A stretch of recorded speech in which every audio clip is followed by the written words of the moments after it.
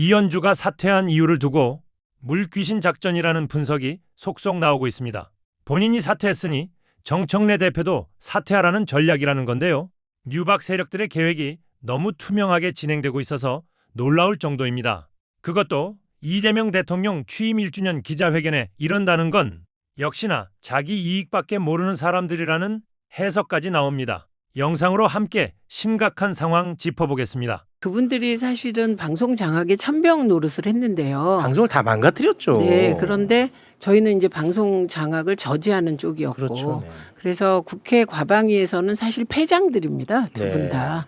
네, 저희는 그가 방송 장악을 분쇄했기 때문에. 네, 그런데 또 대구나 그 지역은 또 다른가 봅니다. 네. 그 보수가 그 재보궐선거에 당선된 얼굴 잠깐만 좀 올려줄 수 있을까요? 여기 이진수, 김태규가 여기에. 와, 저 위원장, 부위원장. 근데 저분들 방송 장악이라는 표현도 사실은 내가 볼 땐 너무 좋은 표현이야. 방송을 진짜 망가뜨렸어 다. 법원에 의해서 다 바로 잡히고 있잖아요 지금. 그런데 네. 방송을 다 망가뜨렸으면 우리가 윤석열 탄핵 국면에서 언론이 제대로 보도를 못했을 텐데 저분들은 다 망가뜨리려고 했는데 못 망가뜨린 겁니다. 예, 그래서 그 12.3 내란 때 방송들이 사실 제대로 민주주의적 관점에서 보도했기 때문에 저들은 패장이고요. 패장이다. 저는 제일 이상한 거. 아니 저분은 국회 위증으로 고발된 게 언젠데 왜 이렇게 수사도 안 하고 기소도 안 되는 건지 이게 매우 궁금합니다. 알겠습니다. 네. 자, 오늘 기자회견에서 많은 이야기가 나왔습니다만 또 그 가운데 선거 관련한 이야기가 나왔어요. 네. 이재명 대통령도 이것과 관련해서 굉장히 어떻게 답을 해야 될지 고민을 좀 많이 했다고 이야기를 하더라고요. 선거에 대한 입장을 내면서 차기 국무총리 후보자로 한성숙 중소벤처기업부 장관을 지명을 했거든요. 네. 총리 후보자와 관련된 이야기도 뒷부분에 또 이야기를 덧붙였습니다. 관련해서 영상으로 준비를 했으니까요. 이어폰을 좀 착용을 해주시고 함께 보겠습니다. 저는 집권했을 때 당과 야당이었을 때 당이 당연히 달라야 된다고 봐요. 야당은 창을 잘 써야 돼요. 잘 찔러야 돼요. 그런데 여당은 그릇이 돼야 됩니다. 포용, 통합, 그런 역할을 잘해야 된다. 지방선거에 대해서도 저는 도대체 납득할 수 없는 상황이 벌어지긴 했지만 그조차도 우리 국민이 저에게 또는 이 정권에 주는 경고다. 더 낮은 자세로 더 겸손해야 된다. 한성숙 총리 후보로 선택하는 과정도 꽤 고민이 적지는 않았는데 결론은 일할 사람으로 그냥 일만 할 사람으로 정치적 요소는 당이 잘 해결해 주겠죠. 네. 당 얘기도 나오고 하니까 또 뭐 하실 말씀도 좀 있으실 것 같은데 일단 굉장히 좀 길었는데 저희가 굉장히 축약을 한 겁니다. 네. 끝난 다음에 이제 기자들 사이에서 저 이야기가 무슨 이야기냐라는 또 것과 이제 그렇게 해석하다 분석으로 해석 투쟁에 그렇게 해석 또 투쟁, 가죠. 분석 사실상 따지고 보면 굉장히 원론적이고 너무 그냥 교과서적인 답이거든요. 그렇죠. 따지고 보면. 근데 뭐 이제 끝나자마자 나와서 기자들끼리 어느 대목이 가장 인상적이었냐라는 이야기를 나눌 때 대다수의 기자들이 가장 인상적인 대목이 선거 관련된 거였다. 그러니까 초반부터 대통령께서 선거 관련된 얘기 하고 싶은데 이거는 이따가 나중에 맞아요. 나오면 하고 그러니까 뭔가 이제 본인이 내가 오늘은 이 부분에 대해서만큼은 작심 발언을 해야겠다 생각하시고 온 것 같고요. 네. 그리고 이제 기자들 사이에서도 가장 솔직한 그리고 가장 인간적인 그리고 정말 뭐라 그래야 되나 가슴에 묻어두었던 이야기를 자기가 진정성 있게 한 대목이어서 그 대목이 다 인상적이었다. 기자들이 이렇게 오늘 굉장히 전방위적인 외교안보부터 시작해서 경제 민생에 이르기까지 전반적인 답변을 다 하셨는데 그 중에서 가장 인상적인 대목으로 지목하기도 했고요.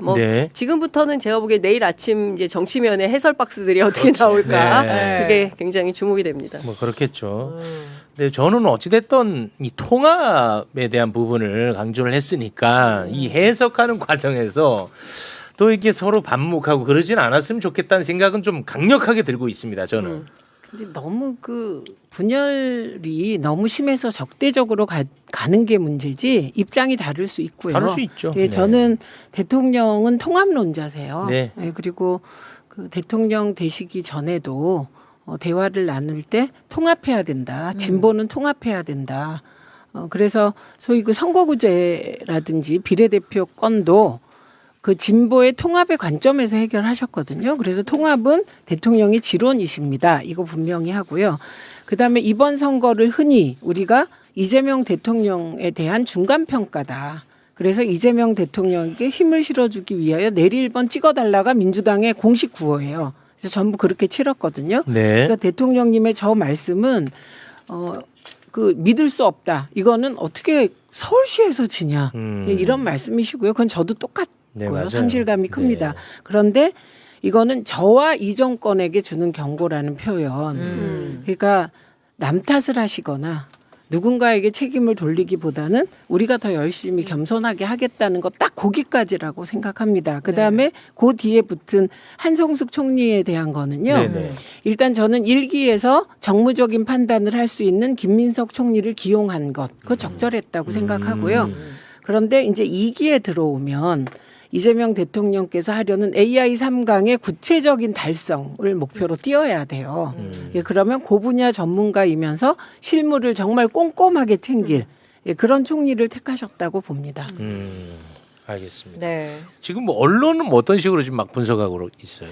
그러니까 뭐 이제 또 이거 욕하면 된대 막 뭐 이런저런 분석들이 나오는데요. 그러니까 누구를 뭐 비판하는 거다, 뭐 이런 네, 식의 그렇죠. 분석들이 많이 이거는 나오는 거군요. 이렇게 얘기한 거는 아. 뭐 어느 지역구를 의미하는 거다. 그리고 또 앞소절에서 이렇게 얘기한 건 또 누구를 지목한 누구를 거다. 지목한 이제 이렇게 거다. 언론은 분석을 하고 있지만 네. 앞서 이제 의원님께서 말씀하신 대로 제가 보기에도 대통령께서 제가 비교적 앞자리에 앉아 있어서 네. 대통령 눈빛을 좀 비교적 상세히 살필 수 있었는데요. 이 대목 말씀하실 때 이런 얘기를 했어요. 내가 아무리 중립적인 태도를 가지려고 해도 표정이 중립적으로 안 되더라. 이제 대단히 솔직하게 본인의 네. 이제 심경을 토로하신 거죠. 정치적 중립의 의무가 그렇죠. 있으니까. 그러면서 어떤 이야기를 했냐면은 쌍둥이도 다 다른데 어떻게 또 다 똑같이 할 수 있냐. 그러니까 포용 그리고 통합. 그러니까 좀 포용과 통합 모두가 이기는 선거. 이재명 정부에서 굉장히 강조하는 게 뭐 모두의 창업, 그 다음에 이제 그 뭐 모두를 위한 대통령 뭐 이런 걸 강조하고 있잖아요. 그래서 네. 조금 우리가 아직 비상계엄과 내란을 전체 다 극복했다, 완전히 극복했다 할 수 없는 이 단계에서 앞으로 어떻게 더 나아갈 것이냐. 그 속에서는 너는 이래서 안 돼, 너는 이래서 안 돼. 다 찻대고 포대고 나면 너무 소수만 남게 된다. 이건 결코 강한 게 아니다. 그리고 네. 본인이 당대표 시절에 정말 하려고 했던 것은 강한 민주당 그리고 유능한 민주당 그리고 이기는 민주당 이걸 세 가지를 하고 싶었는데 지금 상황에 대해서는 조금 안타깝다라는 이제 입장에서 이제 얘기를 한 거죠. 그럼에도 불구하고 의원님 말씀하신 대로 이 모든 것은 내 탓이오. 이렇게 그래서 좀 더 겸허하고 겸손한 자세로 앞으로 일을 하겠다. 다만 중요한 것은 국정 운영 기조를 바꾸지는 않는다라는 네. 거였어요. 그러니까 지금까지 해왔던 그 개혁의 기조 그대로 이어간다라는 것이고 다만 지금 막 이렇게 저렇게 막 소란스럽잖아요. 그러니까 네. 이런 것들을 좀 정리정돈해서 우리가 정말 가야 할 목표 있잖아요. 아직 이루지 못한 달성하지 못한 그 목표를 향해서 모두가 힘을 합쳐서 좀 가자. 이런 걸 좀 강하게 강조한 발언 아닌가 이렇게 근데 생각합니다. 저는 이 대목에서 한 가지 덧붙일 게 있는데 대통령께서 여당과 야당이 달라야 된다고 말씀하시잖아요. 네. 저는 이게 이해찬 대표님의 지론이시기도 했는데요. 저는 여당의 당대표는 관리형 대표가 되는 게 바람직하다는 게 저의 지론입니다. 왜냐하면 여당은 국정을 운영해야 되는 정당이에요. 그러니까 싸우는 정당이 아니에요. 네. 정권을 탈환하는 게 아니라 수성해야 되는 그렇습니다. 정당이거든요. 그런데 당대표가 예를 들면 모든 당대표들이 다 예를 들면 대권 지향이라고 생각하면 당대표 선거가 대권의 전초전이 되잖아요. 그리고 당이 마치 대권의 전초 기지처럼 되잖아요. 요거는 야당이고 여당은 조금 안정적인 당 운영을 해야 된다. 저 대통령님의 문제의식이나 이해찬 대표님이 늘 강조하셨어요. 여당의 당대표는 관리하는 사람이지 예를 들면 다른 것에 더 많이 도전하고 이러면 당이 안정감이 떨어진다. 이 부분은 저는 대통령님 말씀에 전적으로 동의하고 네. 당이 그런 방향으로 나아갔으면 좋겠습니다. 네, 네. 알겠습니다. 그러니까 지금 1년이잖아요. 그러니까 이 뭐 이를테면은 무슨 3년 차, 4년 차가 아니라 딱 1년 된 정부고 앞으로 이제 4년을 그렇죠. 해야 되거든요. 네. 잘 아시는 것처럼 앞으로 2년간은 선거가 없습니다. 그러니까 28년 총선을 앞두고 잘 다지기를 해야 되는 상황에서 더 큰 민주당 그리고 더 큰 민주진보, 그러니까 뭐 누구나 뭐 생활적으로는 좀 보수적이지만 뭐 가치지향적으로는 진보일 수 있는 거잖아요. 그렇기 때문에 자꾸 다르고 틀리고 이런 거를 구분하지 말고 네. 요만한 거라도 같은 뜻이 있다면 합쳐서 다 같이 대한민국의 어떤 민주주의 사회를 발전시키는데 함께 갔으면 좋겠다. 이런 메시지가 상당히 많이 실려 있었다. 이렇게 보면 될 것 같습니다. 네. 당분간 이제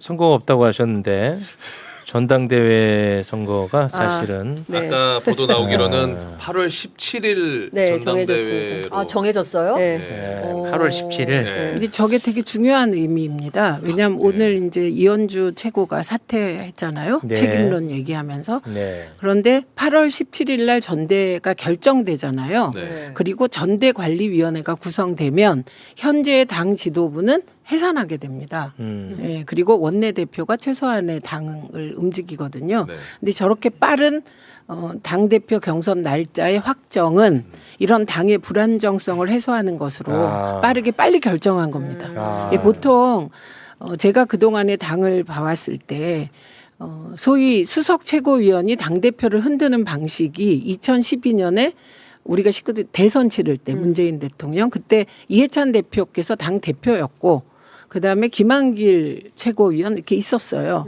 그런데 갑자기 중간에 최고위원들이 그만둬서 지도부가 해산된 상태에서 당 선거를 치렀거든요. 예, 그게 이를테면 그 2위 최고위원이 그만두면서 당이 막 혼란에 휩싸이는데 네. 그 아주 적절하게 빨리 대표 경선일을 저렇게 결정한 것은 잘한 결정입니다. 네. 8월 17일까지 어디 여행 떠나고 싶어요. 네.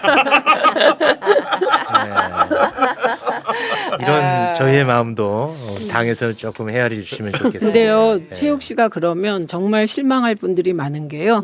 제가 이번에 남양주 우리 지역 정말 구석구석 돌았거든요. 네. 저희가 막 중간에 약간 출렁여서 그런데 가는 곳마다 매불쇼 보는 맛에 산다 그러던데 맞아요. 비우시면 안 되죠. 여행 가지 않겠습니다. 네. 이번에 그 경기도 선거에서 우리 의원님이 굉장히 또 고생을 많이 하지 않았습니까? 근데 또 결과는 좋았어요. 경기도는. 제가 예, 총무본부장 네. 맡아서 이제 추미애 도지사 당선을 네. 위해서 뛰었는데요. 제가 결과는 좋았지. 드리고 싶은 말씀이 있어서 나왔습니다. 우리가 그 숫자로는 이겼는데 이번에 선거에서 네. 그런데 내용상으로 서울을 탈환하지 아. 못하다 보니 허탈하고 너무 고통스러워. 예, 너무 힘들어요. 고통스러워. 예, 그러나 이게 절반의 실패, 절반의 승리 요렇게는 표현할 수 있겠다. 제가 아무리 생각해봐도. 근데 그 숫자는 적은데 절반의 실패니까 얼마나 상실감이 크겠어요. 그런데 네. 저희가 TBS를 위하여 자료를 하나 보여드리고 TBS 구성원들이 실망하고 있을 거잖아요. 아. 그래서 서울시 자료를 보여드리고 그다음에 경기도 잠깐 자료를 제공해드리겠습니다. 네. 어떤 자료예요? 순서대로 띄워주시면 좋을 것 같습니다. 우선 요 첫 번째 지표는요. 서울시장 후보 득표율과 비례 득표율입니다. 그래서 요게 시사하는 바는 오세훈이나 그다음에 우리 정원호 후보나 다 각 당에서 경쟁력은 있는 후보라는 취지예요. 저게 당의 네. 비례대표 득표율보다 6%씩 많잖아요. 네네네. 본인 득표율이. 네. 그래서 얼마든지 늘픈 수가 있는 후보였다. 예, 요거 얘기하는 거고요. 네. 그다음에 서울시 기초단체장 그거 보시면 거기에서 기초단체장이 25명인데 네. 민주당 17, 국힘 8이잖아요. 근데 그 밑에 광역이 가장 중요합니다. 위에 거는 저 구청장을 얘기하나 네, 구청장이고 보군요. 광역의원이 총 118명 중에 민주당 80, 비례까지 합친 국힘이 38이에요. 이건 뭘 의미하느냐? 민주당이 3분의 2 정도의 광역의원, 서울시 의회 의원을 가지고 있다.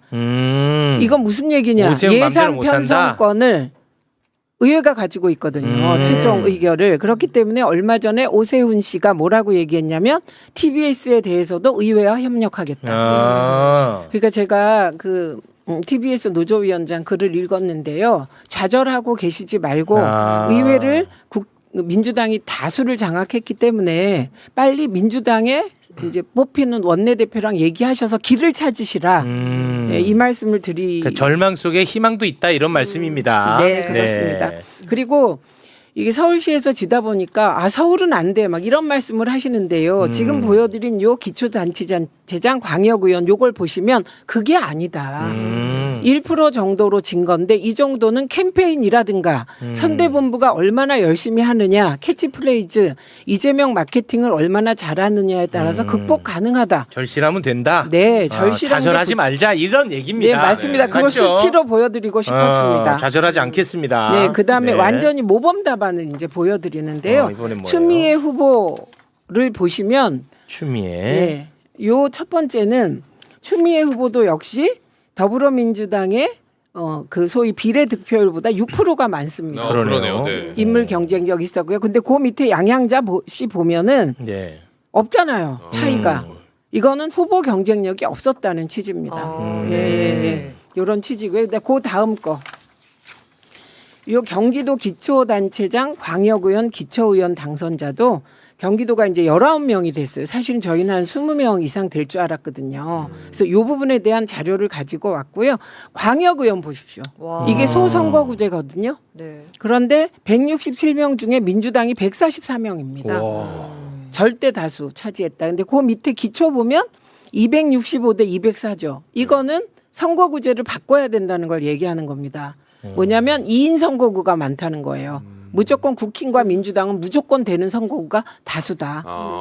네, 그래서 광역의원을 보면 압도적으로 이긴 것이다. 내용상으로 경기도는. 근데 이제 우리가 이상한 데가 있죠. 이길 것 같은데 진 곳. 안산. 예, 그래서 안산시장. 네, 그래서 이곳은 제가 가지고 온 것이 내부에서 좀 분석을 해서 우리에게 이유를 알려주시라는 취지입니다. 안산시장 국민의힘으로 넘어갔어. 우리도 네. 그거 한번 다뤘잖아. 맞아요. 근데 네, 근데 넘어갔어. 그거를 프로테이지를 보여드리면 안산의 추미애 후보 득표율이 57.16입니다. 와. 그런데 천영미 시장 후보는 49.55입니다. 차이가 많이 나네. 여기도 1% 남짓으로 졌어요. 49.55니까. 차이가 많이 나. 그런데 추미애 후보의 득표율과 천영미 후보의 득표율이 차이가 많이 나죠. 그래. 이거는 뭔가 선거 전략이라든가 그 경선 이후의 후유증 관리라든가 이런 문제가 있었을 것으로 추정돼서 요거는 정말 안산시장 캠프가 분석을 하셔야 된다. 그래서 네. 자료 제공해 드리고요. 네. 그다음에 용인 여기도 용인. 관심 지역이죠. 아, 이거 이름이 아주 친근한 이름이네. 근데 떨어졌어 이번에. 거기도 보시면 추미애 후보가 51.75%로 이기셨는데 현근택 후보가 47.76%. 아. 그런데 이것도 큰 차이가 아니잖아요. 떨어지게. 네네. 이런 경우도 사실은 뭔가 막판 캠페인에서 막판 선거 전략을 검토해 봐야 돼요. 왜냐하면 이 지역은 그 무슨 거대 담론 이제 뭐 반도체나 여긴 부동산이야 이러면서 정말 우리층 결집이 약하지 않았나. 요겁니다. 그래서 그러니까 추미애 후보가 이겼는데 그것도 근소하게 진 곳은 내부적으로 저희가 검토해 볼 게 많다. 선거 막판에 상대방을 불러내려고 하는 거는 정말 그건 아니고요. 우리 편을 결집시켜야 되거든요. 네. 이게 또 궁금하신 게 다음이 의왕인가요? 아니면 어디죠? 의왕시네요. 네, 의왕도 추미애 후보는 52.49, 정순욱 후보는 46.67입니다. 차이가 많이 차이 나죠. 많이 나네. 그래서 이것도 살펴보셔야 된다. 네. 그다음에 성남. 아, 이거는 사실 많은 분들이 좀 충격받았을 것 같아. 예, 그죠? 왜냐하면 저기만은 이길 줄 알았습니다. 저도. 워낙 또 인지도도 높고 그러니까요. 청와대에서 나왔던 분이라서. 네. 네. 그런데 여기도 역시 추미애 후보가 53.06 그리고 중원 수정 다 있잖아요. 그런데 분당이 역시 보수적이라서 추미애 후보랑 김병욱 후보가 비슷하잖아요. 그거는 비슷한 사실은. 것 같은데. 네. 어디에서 차이가 났습니까? 성남시 중원구 수정구 즉 민주당 지지세가 강한 데서 많이 얻어야 되는 거예요. 그러네. 그런데 상대적으로 김병욱 후보가 추미애 후보보다 6% 뭐 4% 이렇게 못 얻었잖아요. 결집하지 못한 것 같네요. 그래서 결국 우리 쪽의 결집이 그러네. 중요합니다. 그러니까 지지층의 가슴을 좀 뜨겁게 할 필요가 있겠군요. 그렇습니다. 네, 그래서 선거는 일단 그 후보가 미쳐야 되고요. 후보 캠프가 안정돼야 되고요. 그리고 지금은 이재명 대통령에게 힘 실어주는 선거였기 때문에 네. 처음부터 끝까지 이재명 대통령과 함께하고 정책도 함께하겠다는 곳은 이거 다 극복했습니다. 네, 그래서 이것도 살펴봐야 돼서 제가 이거 다 분석한 이유는요. 안산은 좀 예외적이지만 나머지 지역은 마치 부동산 때문에 안 됐어. 반도체 때문에 안 됐어. 그럴 건 아니다. 네. 분석이 좀 더 필요하다는 측면이고요. 부동산 반도체 관련해서는 저희가 또 경제 코너에서 다룹니다. 네, 영향을 주지만 선거에서 막판 1, 2%로 결정이 날 때는 그거보다는 후보가 절실하고 캠프가 절실하고 캠페인이 적절할 때는 극복된다. 그래서 네. 만약에 부동산 때문이라면 몇 개 지역은 영원히 선거에서 못 이기게 해요. 그거 대통령이 오늘 얘기했어요. 그렇죠. 네. 부동산은 그거는 변수가 아니라 상수다. 그렇습니다. 네, 관련해서 저희가 또 그거는 그다음에 경제 또 코너에서 하나 지금 세대 투표 얘기가 많이 나오는데 요거는 저희 내부 캠프 자료라 다 공개는 못하지만 추미애 후보의 경우는 30대 남성, 20대 남성 다 네. 이겼습니다. 아, 경기도는 다르더라고. 그러니까 출구조사를 근거로 했을 때 그게 뭐 정확하다고 볼 수는 없습니다.만 이게 서울하고 확실히 달랐어요. 본 네. 게임이에요. 이거 본 게임 출구 조사고 사전 투표를 여론조사해서 이렇게 환산한 걸로 보면 다 이겼습니다. 걱정하지 않을 정도의 수치로. 그래서 네. 무조건 2030이 보수화됐다, 극우화됐다 이렇게 하기보다는 그렇지. FGI를 통해서 대면 조사를 통해서 좀 세심하게 이유를 각 시도별로 좀 민주당이 팩트를 기초로 분석할 필요가 있다. 이런 취지에서 이 자료들을 다 가지고 나왔습니다. 네. 자, 김어준과 최욱은요 선거 결과를 두고 자기 탓을 하고 있어요. 정말 좀 짠하던데 김어준은 내가 마음을 다 쓰지 못한 것 같다 이런 이야기를 하고요. 최욱은요 모든 게 제 탓 같고 모든 것들이 다 너무 죄송하다 이렇게 말을 하더라고요. 근데요 이동영은요 당 지도부의 선거 전략의 실패다 아니나 다를까 이동영이 남 탓을 시전하더라고요. 역시 이동영이다. 이동영은 저의 멘토입니다. 저렇게 살지 말아야지. 반면교사 멘토 중요합니다. 친석계 유튜버들 김어준 유시민 때문이다. 지랄 났더라고요. 예. 이게 차이예요. 진짜 한심한 놈들입니다. 이동영 만약에 서울시장 이기고 하정우 이겼어봐. 뭐라 그랬을까요? 봐라 내가 시키는 대로 해서 이기지 않았냐? 이랬을 거잖아요. 본인이 공중전 하지 말래매. 방송 출연하지 말래매. 그대로 했잖아. 그래서 졌잖아. 근데 당 지도부의 선거 전략 실패래요. 야, 이놈 진짜 뻔뻔하죠. 이겼으면 나 때문에 이겼고 지면 정청래 때문에 졌다. 이런 인간이 진짜 평론가라고 진짜 쪽팔리지도 않나. 아니 나이 처먹고 저러기가 쉽지 않아요. 난 쪽팔려서 저렇게 못해. 얘는 쪽팔린 걸 모르는 인간이다. 이번 선거 친석계 놈들이 망친 거라고 확신합니다. 선거 전에 들어가기 전에요. 모든 여론조사에서 민주당 후보들이 압도적으로 높게 나왔어요. 김부겸마저도 오차범위 한참 밖에 우세가 나왔어요. 대구시장 붙어볼만 하다. 그래서 김부겸도 다시 한번 나갔단 말이에요. 여기서 친석계 유튜버 놈들이 짱구를 굴리기 시작합니다. 김어준, 최욱 없이도 무조건 이기는 선거다. 우리가 김어준, 최욱 자리를 먹자. 일이 이렇게 시작된 거라고 저는 보는 거예요. 친석계 정치인들을 계속 부르고 선거 전략을 조언을 합니다. 공중전 자제시키고 조용한 선거 해야 한다. 이렇게 조언을 합니다. 캠프에 친석계 인간들이 포진하고 이들과 친석계 유튜버들이 연계해서 선거 전략을 짭니다.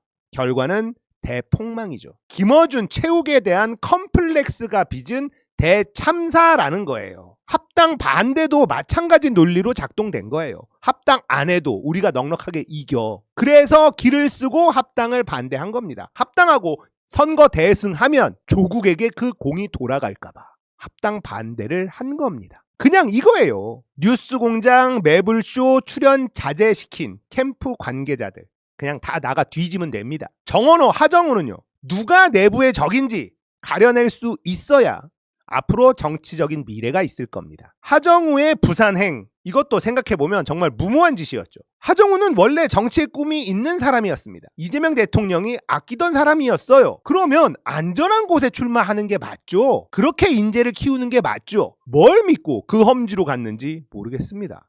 누가 하정우에게 부산 북갑을 추천했을까? 뭐 전재수의 픽이다 라는 얘기도 있고 한데 무모했어 생각해보면. 안 그래요? 자, 김민석이 이제 곧 총리를 그만둡니다. 조만간 문조털레유를 외치던 인간들 중에 좋은 자리로 영전하는 사람이 나올 가능성이 굉장히 큽니다.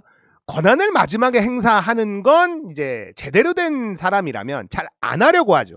새로 들어올 사람에게 그 권한을 주는 게 옳은 판단이니까. 근데 김민석이란 말이죠. 끝까지 자기 권한을 쓸 가능성 높다고 생각을 합니다. 뉴 이재명 타령하던 놈들 중에 문조털레유 외치던 놈들 중에 좋은 자리 가는 사람 있는지 지켜보면 재밌을 것 같습니다. 오창석 오윤혜가 K펀TV라는 채널에 어쩌다 청와대라는 방송을 진행을 하더라고요. 네, 청와대 홍보하는 방송이던데 이게 좋은 자리라고 할 수는 없죠. 그래서 이건 아닌 것 같고 조만간 뭔가 있지 않을까? 최진봉 목사 자리 하나 줘야 되는 거 아닌가? 아니 서승만 줬잖아. 서승만은 줬는데 최진봉은 왜 안 주냐고 도대체. 최선을 다하고 있는데 아니, 너무하는 거 아닌가? 아 김민석 총리 이거 너무하는 거 아니에요? 아무 자리나 줘도 엄청 좋아할 것 같은데 왜 안 주는 거야 도대체? 오마이랑 최진봉 손잡고 진짜 열심히 하고 있잖아요. 작심 발언. 6.3 패배는 정청래 민주당의 책임. 어떻게 서울시장도 놓치나? 와 썸네일 보세요. 정청래 책임인 것처럼 박지원이 정청래 책임이다 라고 얘기하는 것처럼 썸네일을 딱 만들어 놨더라고. 근데 내용을 보니까요 그게 아니에요. 박지원이 정청래 책임론을 이야기하지 않았습니다. 진보가 분열해서 진 거다 이 얘기를 했어요. 조국 혁신당과 통합의 길로 갔어야 됐다. 그리고 앞으로 이제 가야 된다. 그렇게 잘못을 반복하면 안 된다. 서울시장 패배는 선거 캠페인을 잘못한 거다. 선거 전략이 잘못됐다. 이렇게 얘기를 했어요. 최진봉이 그럼 서울 지면 정청래 대표 책임론이 부각되는 겁니까? 물어봐요. 진짜 투명하잖아. 바라는 대답이 뻔하잖아요. 정청래 책임이 있다고 말 좀 해주세요. 유도하는 질문이잖아. 근데 박지원 의원이 정청래다 박지원이다가 아니라 당의 책임이다 이렇게 얘기했다고요. 정청래 책임이라는 말을 안 했습니다. 근데 썸네일에는 정청래 민주당의 책임. 우린 정청래 책임이라고 쓰지 않았어. 정청래 민주당의 책임이라고 썼지.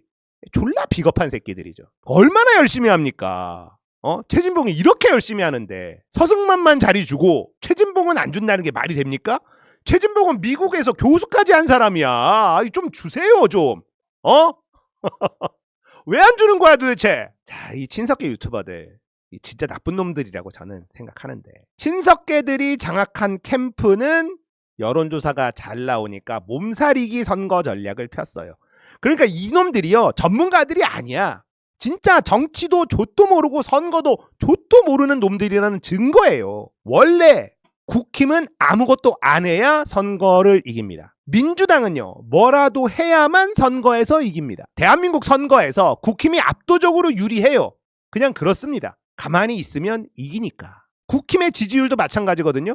가만히 있으면 올라갑니다. 뭘 하려고 하잖아요. 그러면 떨어져요. 민주당은 반대입니다. 가만히 있으면 서서히 가라앉아요. 지지율이. 뭐라도 해야 당 지지율이 올라갑니다. 이건 오래된 데이터예요. 그런데 민주당 후보 지지율이 좀 높다고 몸살이기 전략을 쓴다? 정신 나간 놈들이에요. 제가요 신도림에 사는데 선거에서 정원호 유세를 본 적이 없어요. 선거 기간 동안에. 선거 운동원들의 노래도 들은 적이 없어. 이렇게 조용한 서울시장 선거를 처음 봤어요. 인지도도 없는 정원호가 무슨 배짱으로 이렇게 조용한 선거를 해. 이게 다 친석계 놈들 때문이라는 거예요. 박시영 대표가 이인영 이런 사람들이 말을 안 듣더라. 정청래 대표도 이재명 간판으로 내건 선거운동을 하라 내려보냈는데 말을 안 듣더라. 그래서 진 겁니다. 정원호의 서울이 도대체 뭡니까? 아는 사람이 있어요? 정원호가 누군지도 모르겠는데 서울시장으로 뽑아주면 뭘 할지도 모른다. 이러고 어떻게 이겨요? 정원호 캠프 관계자들은요 다 정치 그만둬야 됩니다. 민주당 떠나는 게 맞아요. 서소문 고가도로 붕괴 사고 났을 때 안전모자 쓰고 기자들 불러놓고 담당자들 얘기 듣고 이런 거 했나요? 삼성년 철근 누락 현장에 안전모자 쓰고 막 가서 현장 확인하고 기자회견도 하고 오세훈 공격하고 나는 안전한 서울 만들겠다 공언하고 안전을 위해서 이거 공사 다시 한다 이렇게 선언하고 세게 나갔어야 되잖아요. 했나요? 받들어총 조형물 앞에 가서 부실공사 확인하고 서울시장 되면 나 이거 치운다 선언하고 이런 거 해야 되는 거 아니에요? 혹시 했습니까? 나만 몰랐던 거야? 왜 안 하냐고. 아무것도 안 했어. 정원호가 누군지도 몰라. 정원호가 시장이 되면 서울이 어떻게 될지도 몰라. 이런 선거가 어디 있습니까? 박주민 경선 때요. 한강버스를 이겨라 달리기 시합했어요. 박주민은 뭐 경박하니까 이런 것까지 했을까요? 오세훈의 한강버스가 버스가 아니다. 이거 대중교통 안 된다. 알리려고 이런 것까지 한 거 아닙니까? 정원호는 이런 거 안 했잖아요. 도대체 오세훈을 이기기 위해서 한 게 뭡니까? 재산세 깎아주겠다? 재개발 재건축 내가 더 잘해주겠다? 장난하냐고. 박원순 모욕하고 김어준한테 사과하라고 요구한 것 말고 기억나는 게 없어. 정원호 캠프는 도대체 무슨 선거 운동을 한 거예요? 이러고도 오세훈을 이긴다고요? 이런 걸 우리는 지랄하네 라고 하는 거예요. 차라리 잘 됐다고 생각합시다. 정원호가 당선됐으면요. 친석계 놈들이 서울시에 자리 하나씩 차지할 거 아닙니까? 그럼 서울 꼬라지가 어떻게 될지 알 수 없는 거잖아요. 잘 됐어. 다음 시장 박주민으로 갑시다. 그게 속 편하다고 생각합시다. 서울특별시 시의원 당선인 현황 볼까요? 더불어민주당이 81, 국민의힘이 37이에요. 근데 시장을 져? 뭡니까 이게? 구청장 민주당이 17곳, 국민의힘이 8곳이에요. 근데 시장이 어떻게 질 수가 있습니까? 이 말이 안 되는 선거야. 어떻게 이걸 지냐고요. 그러니까 이거는 캠프가 선거 전략을 완전히 잘못 짰어요. 지기도 어려운 선거였다니까. 진짜 한심한 거예요. 강남 3구가 인구가 너무 많다고요? 그러면 우리한테 유리한 건 표 얼마나 이겼을 것 같아요? 몇 표 차이 안 납니다. 그쪽에서 압도적으로 표를 받을 수 있는 정책을 썼어야죠. 그런 공약을 냈어야죠. 비하 구분을 확실히 했으면 됐죠. 대통령이 보유세 올리겠다, 부동산 잡겠다 이러고 있는데 재건축 잘해드릴게요. 장난합니까? 오세훈보다 내가 더 잘하겠습니다. 장난하겠냐고요. 대통령과 함께 아파트값 내가 잡습니다. 서울 아파트값 제가 잡을게요. 강북이나 이런데 표 왕창 뜯어왔어야죠. 뭐하냐고. 전당대회에 다 꽂혀 있어서 선거를 망친 것 아닙니까? 이번 전당대회는 전쟁이에요. 전쟁. 김어준, 최욱, 박시영, 홍사훈, 최강욱 등등이요. 그동안 말하지 못했던 말을 쏟아내기 시작했습니다. 저야 뭐 이재명 정부 시작부터 민주당에 문제가 있다. 뉴 이재명 놈들, 친석계 놈들 계속 비판해 왔지만 체급이 있는 스피커들 선거 때문에 말을 아낄 수밖에 없었단 말이에요. 그런데 이제는 더 이상 참을 수 없는 단계에 와 버렸습니다. 서울시장 패배와 부산 북갑 패배가 너무 컸어요. 여기에 친석계들의 실책을 다들 알고 있는 겁니다. 자, 이제 진짜 스피커들이 이 이야기를 하기 시작했습니다. 이번 선거 패배 친석계들 때문이다 라는 이야기. 전당대회 때문이다 라는 이야기. 하바리 유튜버들 니들이 이길 수 있겠어? 김어준, 최욱, 홍사훈, 최강욱, 박시영 다 한 목소리를 내면 이길 수 있겠냐고. 내가 떠드는 거랑 달라. 열심히 김민석 물고 빨고 해봐. 니들 마음대로 된 게 지금까지 뭐가 있지? 없어. 니들이 미는 애들 다 떨어졌어. 경선에서 다 떨어지고 경선 통과한 게 정원호야. 하정우는 경선을 안 했으니까. 정원호, 하정우는 본선에서 떨어졌어. 지지 말아야 될 싸움에서 졌다고. 니들 때문에. 자, 합당하자는 얘기와 합당하지 말자는 얘기가 부딪힐 겁니다. 합당 반대파 팀 김민석이에요. 합당파 팀 민주진영입니다.